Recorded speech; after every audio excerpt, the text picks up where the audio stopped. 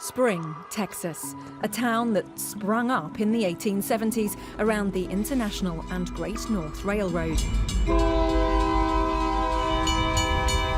But from humble beginnings, it has grown. Its population has more than doubled in the last 30 years.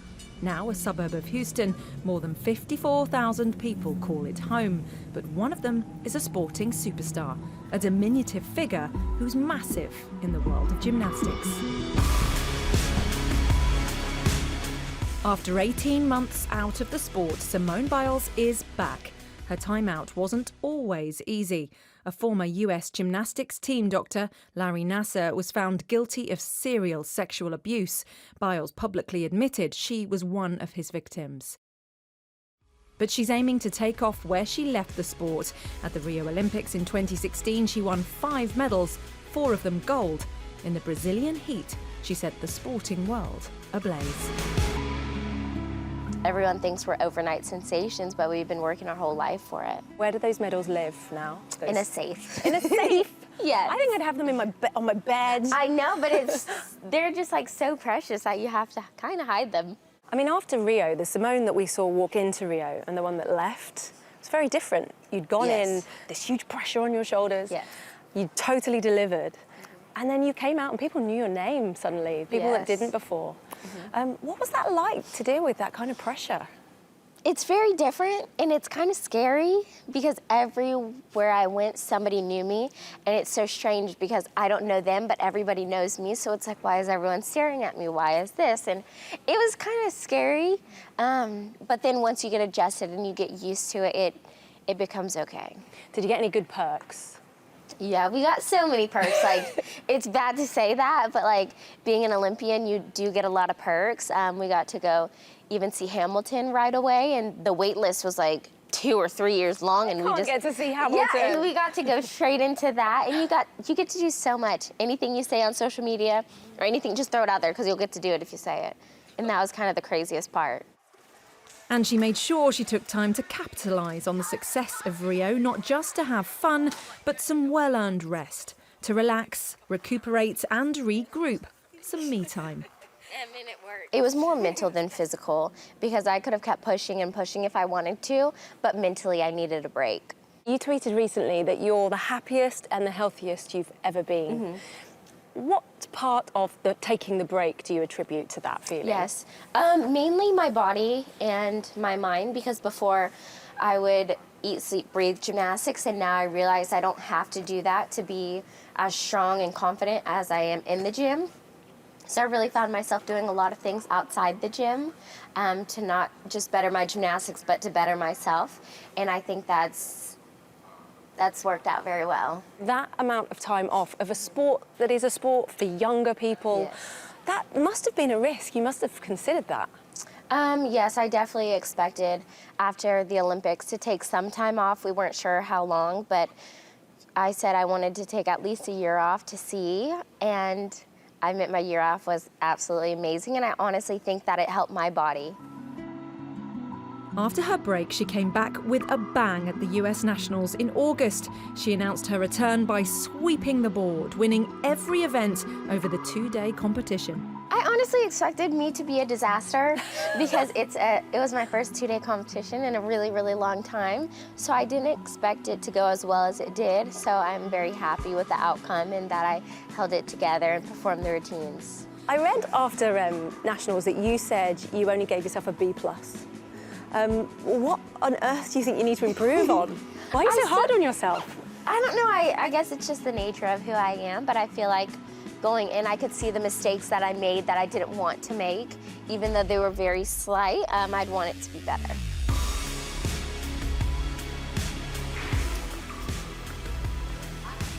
It was like she had never been away, yet some things have changed. The teal leotard she wore at Nationals was in solidarity with victims of sexual abuse, a part of her history she felt she had to speak out about.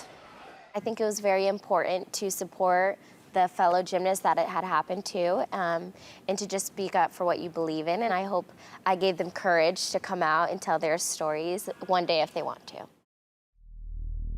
In January of this year, US gymnastics team doctor Larry Nassar was sentenced to 175 years in prison for abusing more than 150 women and girls under the guise of medical treatment.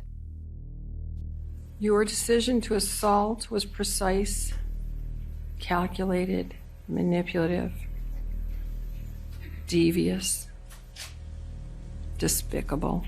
You do not deserve to walk outside of a prison ever again. I've just signed your death warrant. The judge was absolutely amazing on her part, so we were very proud of her. And it's kind of a relief because he kind of got what he deserved. For Biles, it was personal. Prior to the sentencing, she confirmed in a statement via social media that she too had been one of Nassar's victims. What prompted you to make that decision, to write that statement, and how did it feel when it sort of was out there? Yeah, it's very hard just because I think a lot of people struggle with coming out and telling their stories, but I figured if I can tell my story, then it might encourage other people to tell theirs, because a lot of people do look up to me. So they're like, if Simone can be strong enough, hopefully I can too. And that's kind of the message that I wanted to give. But I was kind of relieved when it came out. And it was a lot of pressure off my shoulders because to keep something in like that for so long, whenever we usually share everything with our friends, our family, and our fans, was a lot. There's young girls here enjoying their gymnastics. Have you had young girls come up to you and sort of say to you, you're such an inspiration for having spoken out and done that? Yeah, it's more of the parents, because I think more of the parents are linked to their social media accounts or whatever they see. And I remember even some of our girls didn't quite understand it, and they're 12, 13 years old. So you have to be a little bit older to fully understand what had happened. Much of the abuse happened around an hour's drive from Spring at a ranch deep in the Texan forest. US gymnastics camps were held at a property belonging to the Carolis, the team's head coaches. In this compound, only accessible via a long, winding dirt track, Nassar used his power to exploit the young girls under the noses of the unwitting Carolis and sometimes even the gymnasts' parents, who were in the same room as Nassar secretly abused their daughters. You'd written it would have been heartbreaking to have to return to the ranch. And of course, 4 days after you wrote that, US Gymnastics came out and said, we're not going there anymore. How did that feel? I don't know, it kind of felt empowering, even though that's like an overused word right now, but really, yeah. Do you think what you all went through will mean that things are changing for the future and that US Gymnastics will change? I think it has to. They have no other choice, basically. But speaking out is the first thing that change will happen. You've often been talked about as being like Gymnastics Savior. That's a lot to put on one person. Yes. How have you ever felt about that tag, that moniker? It's kind of crazy because I can't be the one to save everything. But, you know, as long as I do my job and everyone's pleased, maybe I'll save something. I think because people think of you as kind of a superwoman, you can do things that normal human beings can't. So they almost put this superhuman thing on you. The older you've got, do you feel a bit more comfortable with that role now? I think so, because coming up, being who I am, I kind of push a lot of things away because expectations are scary, and you know, I don't want to be the one to hold all of them. But as I get older, I'm just more used to it, and I expect for that to be put on me, so I try not to think of it too much.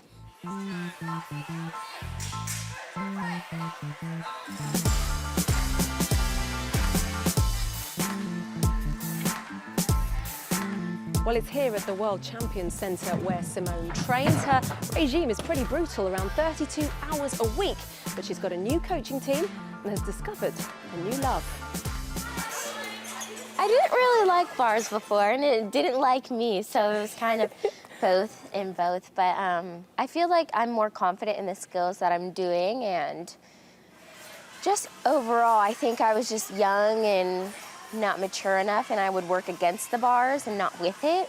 And so I think that's why we had that problem. So do you think it's a coming of age thing then? Maturity has helped you with a little something bit, that hard? and I know that I have to do bars.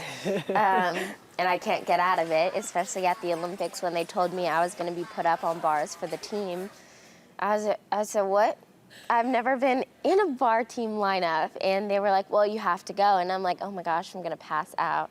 And so I think that also gave me confidence that I went out there and hit that routine. The World Championships get underway in a few days' time in the Qatari capital of Doha and will mark Biles' return to the world stage. With a combined total of 19 Olympic and World Championship medals to her name, she'll be expected by many to put in a performance worthy of America's most decorated gymnast. How do you feel your routines are heading into Doha now? Right now, I'd say I feel a little bit more confident going into Doha with my routines. I feel a little bit more confident. And then we worked on those little details, so hopefully I'll be able to clean those up and keep that. Do you feel more or less pressure now going into the World, knowing you've sort of been there, you've done it, you've performed on the biggest stages? It's almost more pressure because you know exactly what to expect and the pressure that will be put on you rather than your first time. You kind of are so excited to be there and you take everything in and you're like, you know what, whatever happens, happens. Now you have those expectations. Because of course you're 21 now. I am. So to normal people, you're still Yes. very young with a whole life to live, but in gymnastics, you're like the elder stateswoman of Yes, this team now. I am. Does that bring an extra responsibility with the other girls? Again, yes, because I'm not a rookie anymore and I've had my training. So now I get to mentor these girls, which is exciting because I've been through it all. And so I really feel like I can help them a lot on those world stages or the big stages out there. What's the absolute hope, dream, the realistic aim for going to the Worlds after being out for so long? Again, to provide the team with the best of my ability in the gymnastics. Hopefully we get a team medal. And I would really like to make bar finals, but then again, that's putting a lot of pressure on myself. So we'll see. And while the immediate focus is very much the World Championships, long-term it remains the Olympics. 4 years on from Rio, she'll be aiming to be America's golden girl once again when the 2020 Games come around in Japan. Tokyo, that's the big focus, isn't it? Yes. Do you think you'll ever be able to top what happened in Rio, or was it just different experiences? You want to sort of experience different things? Definitely experience different things because 4 years apart is a really long time. And for my first Olympic Games to walk away with 5 medals, I think is kind of unbeatable even for myself. So we'll just go in there with an open mind and see what happens. Because to put pressure on myself, that's a lot. So the first time around for the Olympics, I said, you know what? I just want to help the team the best of my ability, and that's what I did. So that's my next goal, and however many medals I end up with, it's however many I end up with. Once this is all over and you retire, what's the plan? What would you love to do? Haven't quite decided that yet because I'm still in it for a while, and I mean, I don't really have time to think about all of that stuff. But I was taking a couple college classes earlier this year, and now I can't because I'm still traveling and I'm doing so much.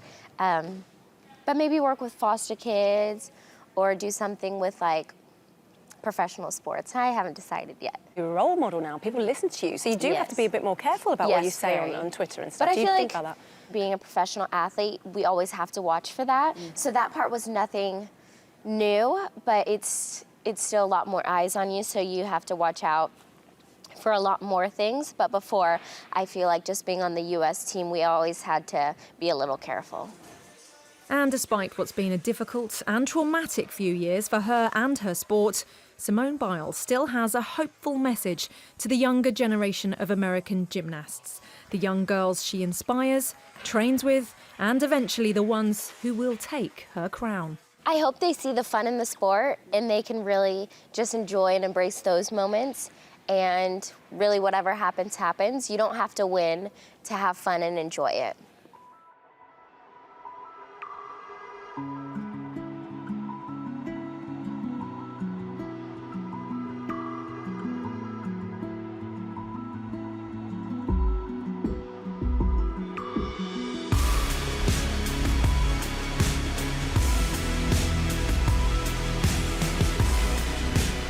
Favorite things to do to relax would be hanging out with friends and family, going to the movies, going to the beach or shopping.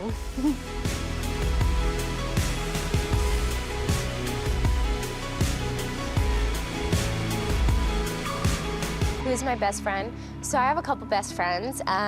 It would be Caitlin, Rachel, my boyfriend, my sister, my mom. I have a lot.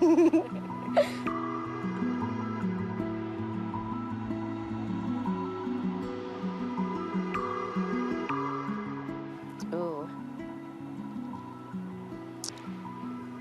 It's one by Khalid and Halsey. I can't remember the name right now, though. Yikes. East Side. Yes. I'm not gonna sing it. I'm such a bad singer.